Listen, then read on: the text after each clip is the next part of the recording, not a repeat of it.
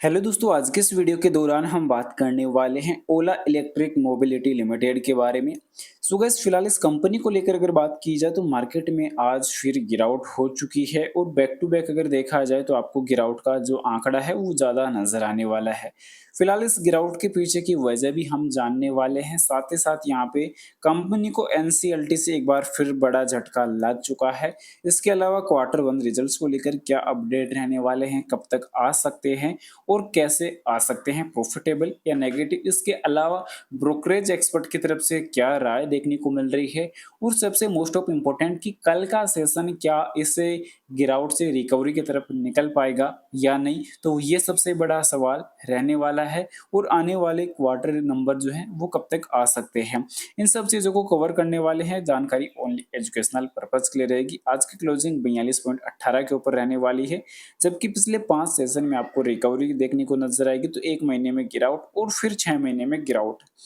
Overall आंकड़ों में काफ़ी ज़्यादा गिरावट फेस यहाँ पे करनी पड़ी है और वॉल्यूम का भी आंकड़े काफ़ी ज़्यादा दबाव में निकल के आए हैं। अब यहाँ पे जो अपडेट निकल के आई है कि बाजार हिस्सेदारी में गिरावट के बीच ओला इलेक्ट्रिक को 40 करोड़ रुपए के बकाये को लेकर एनसीएलटी से तीसरे मामले का सामना करना पड़ रहा है। क्योंकि यहाँ पे देख सकते हैं कि फिलहाल जो ओला इलेक्ट्रिक है वो 40 करोड़ रुपए के बकाया भुगतान के लिए तीसरी बार एनसीएलटी मामले का सामना करना पड़ रहा है, जिसकी बाजार में हिस्सेदारी पर प्रतिस्पर्धी दबाव के बीच तरलताएं और संबंधित चिंताएं और बढ़ चुकी है। कहीं ना कहीं गिरावट की जो चांस थे उसमें और काफी ज्यादा चीजें देखने को मिली है, क्योंकि बाजार में जो अपडेट निकल के आई है, जो यहाँ पे जो आर्टिकल की तरफ से जो देखने को जो न्यूज़ मिली है उसमें देखने को ये मिला है कि राष्ट्रीय कंपनी विधि न्यायाधिकरण के समक्ष दायर में एक दिवालियापन याचिका के बावजूद कानूनी जांच के दायरे में आ चुकी है, क्योंकि जो भारतीय इलेक्ट्रिक टू व्हीलर सेगमेंट में बाजार प्रभुत्व में गिरावट के चुनौतीपूर्ण दौर में मेल खाता है। और यहाँ पे डेटा जो स्नैपशॉट है उसका दावे का मूल्य है 40 करोड़ रुपए बकाया राशि और कानूनी स्थिति रहने वाली है एनसीएलटी के तीसरे दिवालियापन याचिका दायर। और बाजार में हाल ही में हिस्सेदारी में आई गिरावट और लगभग 50% उच्चतम स्तर से घटकर लगभग 31% हो चुकी है। परिचालन पर भी प्रभाव काफी ज्यादा देखने को मिला है और अभी के टाइम जो बदलाव है वो काफी ज्यादा बढ़ चुका है, क्योंकि आईपीओ के बाद बैलेंस शीट पर दबाव बढ़ चुका है और बाजार हिस्सेदारी में गिरावट से नकदी प्रवाह में भी काफी ज्यादा दिक्कतों का सामना करना पड़ रहा है। अभी के टाइम जो एक्सपर्ट की तरफ से जो व्यू निकल के आ रहा है तो उसमें काफी इंपॉर्टेंट चीजें जो देखने को मिल रही है निष्कर्ष बेसिस पर, क्योंकि कंपनी लगातार बारी बारी इन सब चीजों को यहाँ पे फेस कर रही है। हालात बद से बदतर भी देखने को मिल रहे हैं और सेबी लगातार कहीं ना कहीं इस पर काफी ज्यादा नजरें बनाकर भी बैठी है। क्योंकि सबसे इंपॉर्टेंट चीज क्या देखने को मिल रही थी कि कंपनी अभी के टाइम जो देखने को मिल रही है वो हाल ही में जो एएसएम लिस्ट का भी सामना कर रही है। तो ये भी काफी इंपॉर्टेंट यहाँ पे रहने वाला है। अब यहाँ पे देख सकते हैं कि जो एक्सपर्ट की तरफ से उनकी अपडेट निकल के आई। अब यहाँ पे देख सकते हैं कि वेल्थ मिल्स सिक्योरिटीज में इक्विटी स्ट्रेटेजी के निदेशक क्रांति बाथिनी ने कहा कि शेयर की अत्यधिक अस्थिरता इसे केवल उच्च जोखिम लेने की क्षमता वाले निवेशकों के लिए ही उपयुक्त बनाती है। क्योंकि अभी इस लेकर देखा जाए तो बोनांजा के जो वरिष्ठ तकनीक अनुसंधान के जो विश्लेषक है विराट जगत ने अल्प अवधि के लिए परिप्रेक्ष्य से कहा कि शेयर में सकारात्मक रुझान दिख रहा है और ये 2 दिवसीय ईएमए यानी 40.90 रुपए के स्तर से ऊपर हो रहा है और वॉल्यूम में भी स्तर देखने को डेटा मिल रहा है, क्योंकि ब्रेकआउट की पुष्टि के लिए 49 रुपए के स्तर से ऊपर की ओर का जो डेटा है वो देखने को मिल सकता है और मौजूदा पोजीशन के लिए स्टॉप लॉस 39.5 के आसपास देखने को मिल सकता है। तो ओवरऑल यहाँ पे एक्सपर्ट का जो व्यू है वो काफी बेहतरीन यहाँ पे देखने को मिल रहा है। पर यहाँ पे रिसेंटली अगर देखा जाए तो कंपनी के बेसिक और जो डिटेल्स निकल के आ रही है, जिसमें वॉल्यूम काफी इंपॉर्टेंट यहाँ पे देखने को मिलने वाली है, टेक्निकली व्यू भी काफी इंपॉर्टेंट रहेगा।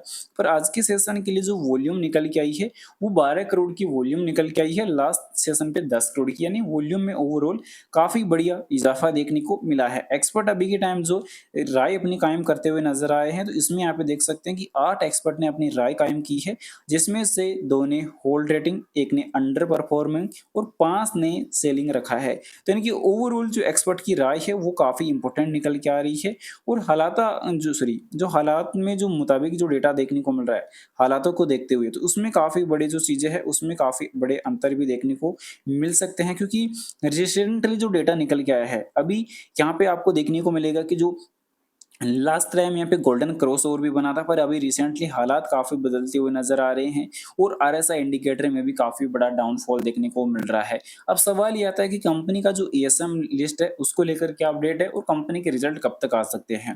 तो फिलहाल कंपनी के नंबर्स को लेकर यहाँ पे जो डेटा है, वो यहाँ पे अभी तक देखने को मिला नहीं है। रही बात दोस्तों एसएसपी के लिए, तो एसएसपी का जो आंकड़ा है, वो ऑलरेडी आउट हो चुका है। कंपनी की तरफ से एसएसपी आउट कर दी गई है और हाल ही में देखने को मिला कि इस तिमाही के लिए कंपनी में से प्रमोटर भागते हुए नजर आए हैं, पर एफआई और डीआई दोनों ने काफी ज्यादा कंपनी का सराहना यहाँ पे काम करते हुए अपनी हिस्सेदारी इंक्रीज करने का काम किया है। और पब्लिक होल्डिंग अगर देखी जाए तो पब्लिक में आपको 46.13% यहाँ पे देखने को डेटा नजर आने वाले, यानी कि 49 से सीधा 46% आ चुकी है।